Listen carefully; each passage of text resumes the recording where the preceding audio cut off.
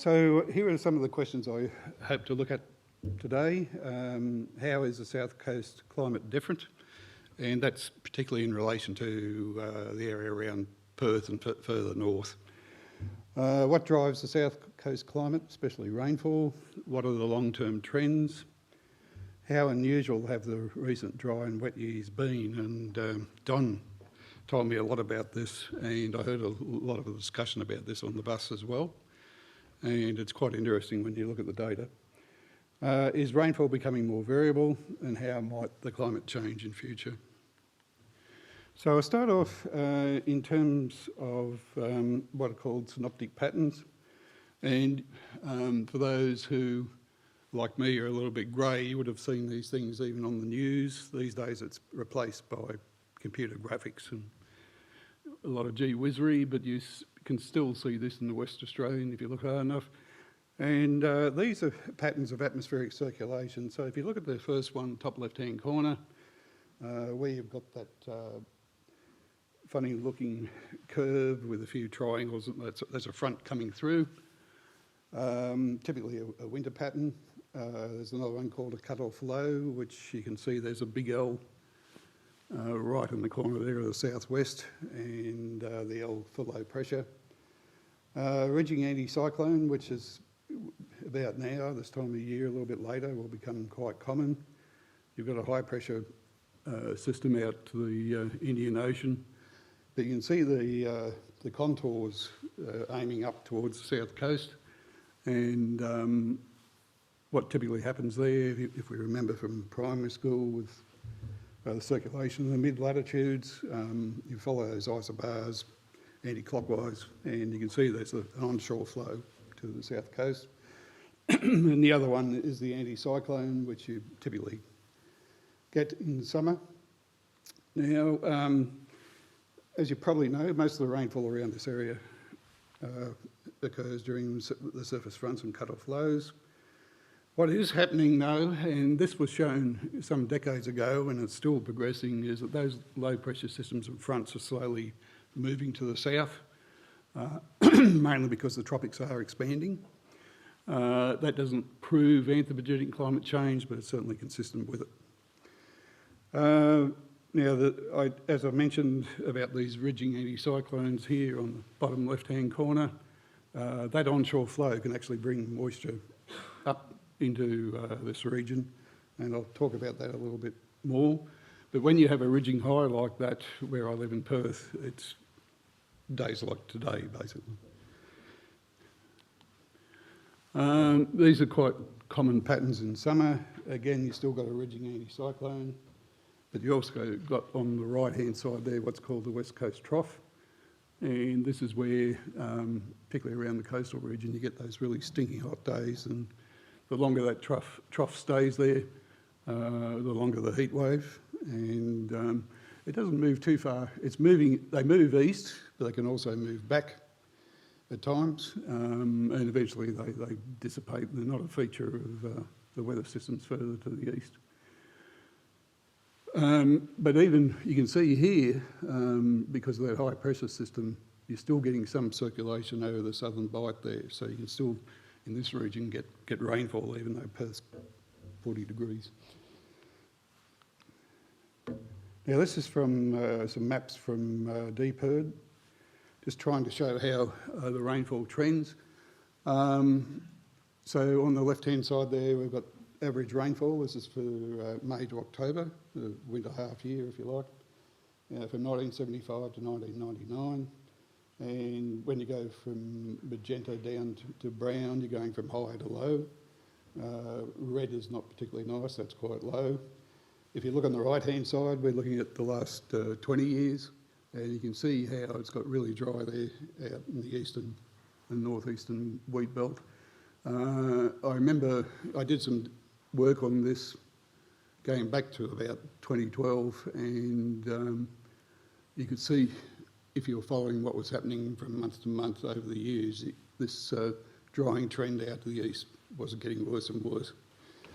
So, but what you also notice for this region, if you compare that graph, part of the graph there, to here, there doesn't appear to be much change. there is change actually taking place, which I'll show in a moment. So this might take a little bit of explanation. Looking, at the southwest again, and you can see a green polygon there. That's the Albany and Esperance sandplains. Some coloured numbers. That's the number of daily rainfall stations that I've used. I picked stations that had a fairly long record and a fairly intact record, not many gaps at all, if any. You'll see there are some dotted lines there. It's actually a grid, a data grid, and it's from the National Centres for Environmental Prediction. And it's actually what they call a reanalysis. So if you think of a global climate model, state-of-the-art climate model, and you've assimilated all of the atmospheric observations around the globe, done some quality control, and then use that to drive the climate model. So that way you can end up with data at all these different grid points around the globe, which for someone like myself is a very useful piece of information. Now you can see there I've picked what are called quadrants. There's a northwest NW, a north, a southwest, and a south, and a southeast. So you can see with the map there that the south is sort of representative of the Albany sandplain. So what I'm looking at here is how mean sea level pressure has varied over time in these quadrants, and as I said, the south is the main one here. Now you can see there's a red line through each of these. We're going from, I think it's 1959 through to the latest data I had available. And there's a red line there, which is a long-term mean. And you can see a little wiggly blue curve there. That's what a mathematician would call a smoothing spline. It's a function that's been fitted to the data, and its shape is determined by the data. So I haven't dictated it's a linear trend, for example. The data is telling me whether it's linear or non-linear. But you can see in all of these that the mean sea level pressure for all of these quadrants has increased. And you might think of that and look at, say, oh, yeah, that's nothing. If you go on to more sophisticated modelling, that's actually quite important, that little difference there. And we found that in the Indian Ocean Climate Initiative, even back in 2010, you could explain a lot about the drying in the southwest just on mean sea level pressure alone.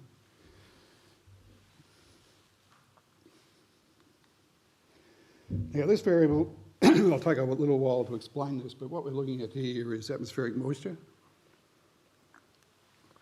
And this was another variable we found to be quite important. So that DT850 is dew point temperature depression at 850 hectopascal. So it's up in the atmosphere, about 1.5 kilometres up roughly. And it's in the lower troposphere, which is quite an important part of the atmosphere as far as our weather goes. And you can see there it's an index of how much moisture is actually in those sort of layers. It's the definition of this thing is it's the air temperature minus the dew point. So the more positive that number, the drier the atmosphere. So again, if you look at these plots, you've got the long-term means and you've got the wiggly blue curve. And what you're seeing there across all of those quadrants is that the atmosphere is actually drying out, and it's fairly consistent.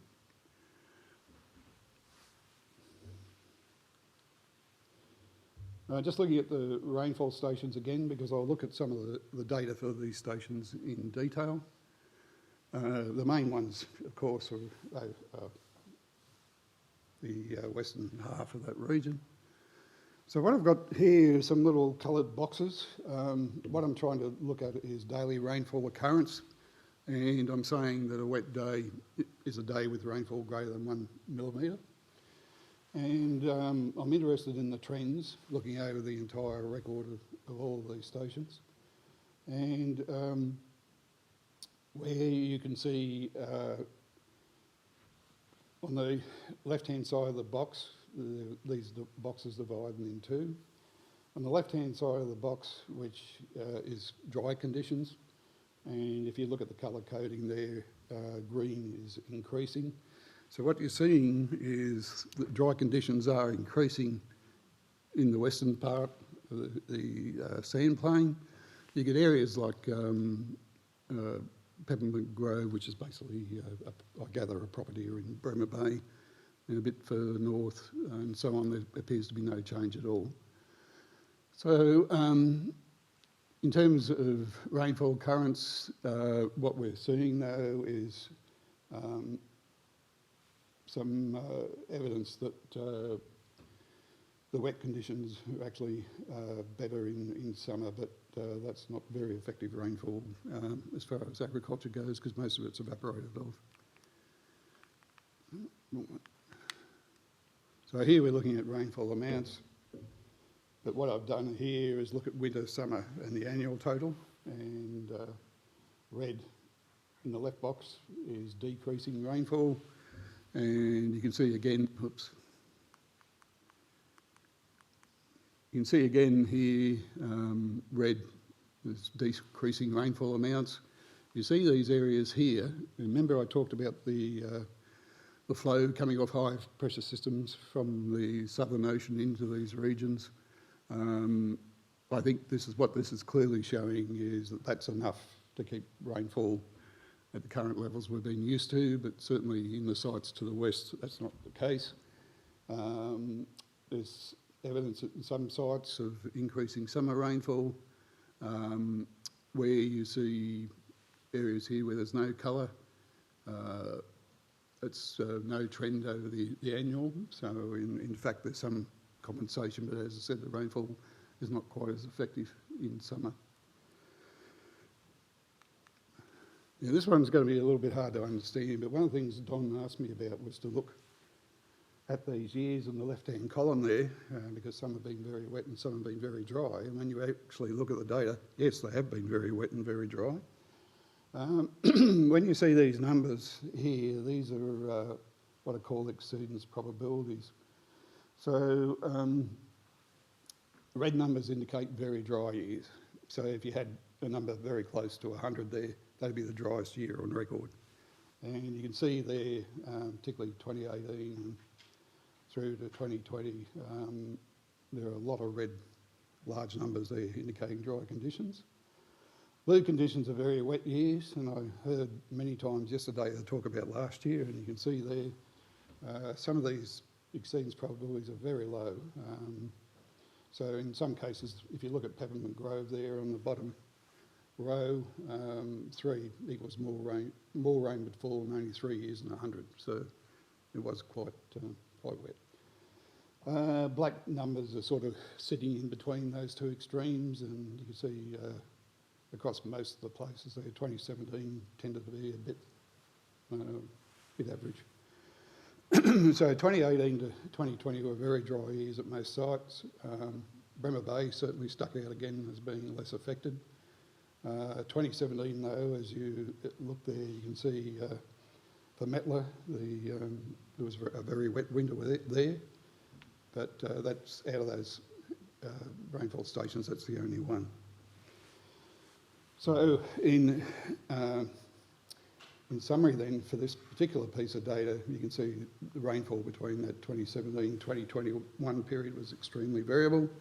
One thing that would be interesting is to go through the record and see if that pattern had repeated itself or worse patterns in the past, but there wasn't time to do that.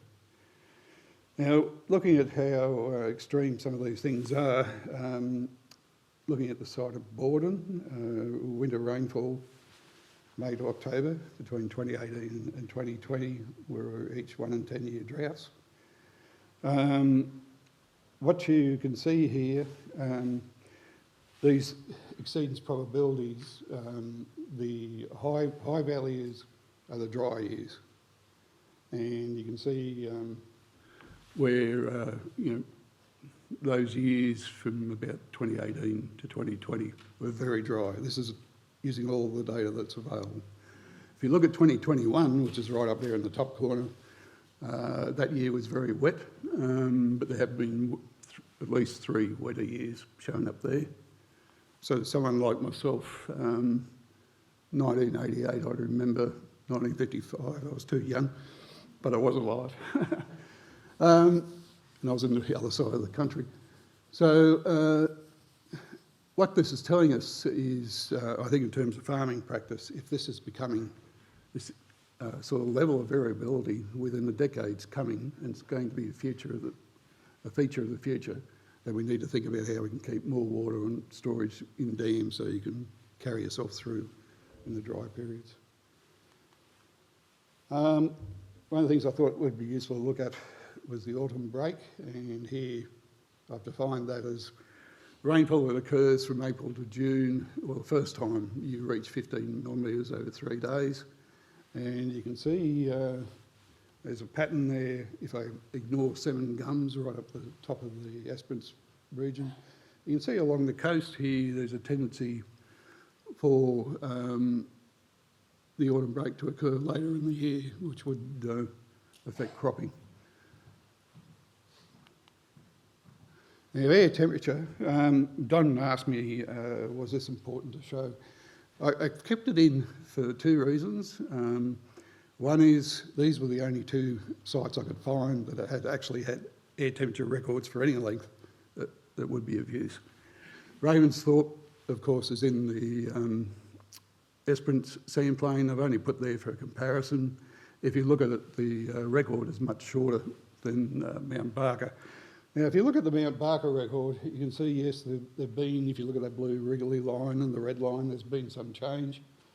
Probably of the order of, 0.5 to 1 degree Celsius. But the thing that really stuck out to me was when you look at the Barker minimum temperature series here, the thing I noticed when I thought about it, if you try to join the dots here on all these annual minima, you'll notice here it starts going up.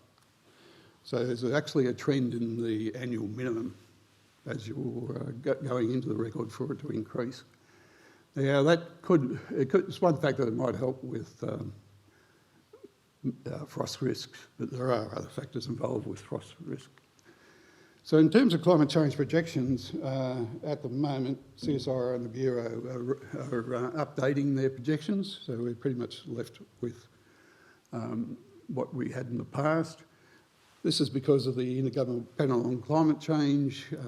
Every 5-6 years they do a report. There's a new suite of global climate model simulations come out, and then people have to digest that to make the projections. But I know I first got into the climate change area in 1991, and I remember one of the climate modellers telling me, if there's any area in the world we're convinced will get drier at southwest WA. And I'm old enough and long enough to go through 4 generations of climate models, and they're all telling the same story. The amount of warming varies. It also varies with what emission scenario you use, but they're all drier. Also, there will be more frequent hot days, which you would expect. Less rainfall in winter and spring. That started happening back around the 1960s, actually, if you look hard at the data for the southwest. That trend is still continuing, although I think the rate of decline was horrendous between 2000 and 2010, but it seems to have slowed a bit now. According to the greenhouse theory, there should be more intense heavy rainfall events, but that doesn't necessarily mean they're going to be here, but they're going to be somewhere.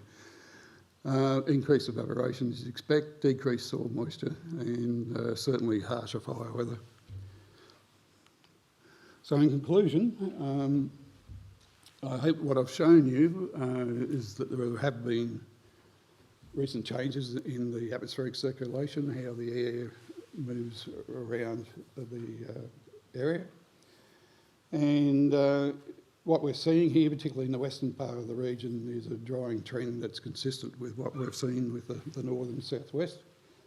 As you already know, 2018, 2020 were very dry, 2021 extremely wet.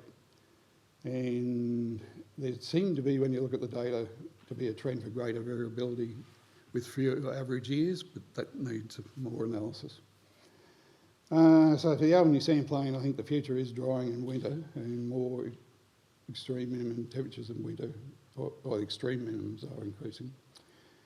I'll just cut to the autumn break is coming later in the south and southwest of the Albany Sandplain. And what I've done here is basically a first cut of the data. There's a lot more that could be done with further analysis, particularly to do with rainfall extremes. I'll stop there.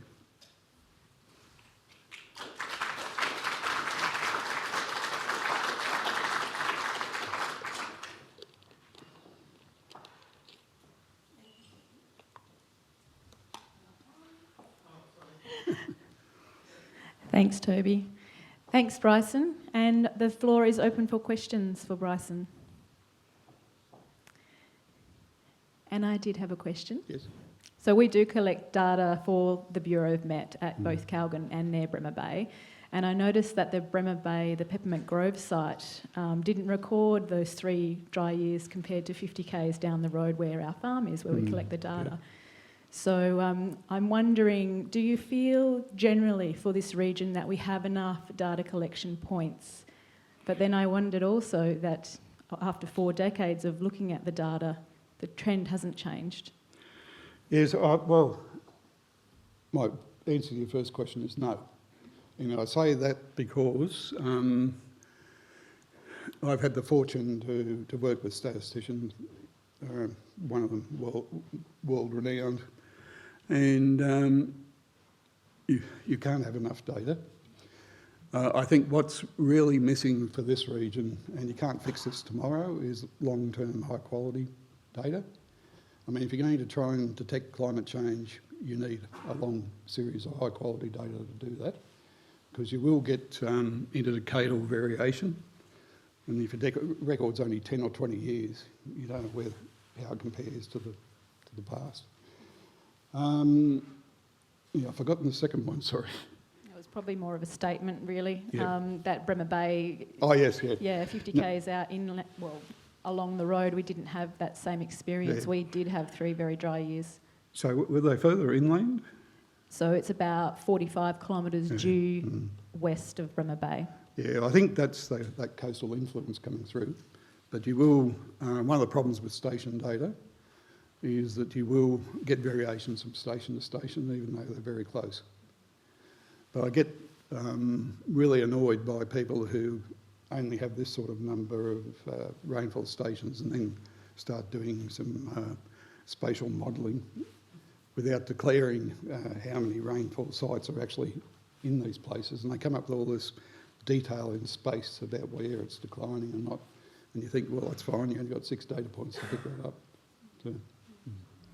Thanks, Bryson. Some more questions for Bryson? John? And we'll just get your mic. Bryce, those charts, the bars that you're showing for changes in winter, summer rainfall annual, are they available, or is that analysis you've done to produce that slide? No, not now. I need to talk to Don and other people in the forum. It'd be nice to actually write some papers so this gets recorded somewhere. And if that was to happen, I'd go into further detail with the analysis. These are trends that have been fitted using those wriggly lines, and you'll notice I haven't said by how much there's been an increase or decrease, and that needs to be teased out. Great. Well, can everyone join me in thanking Bryson again? Thank you.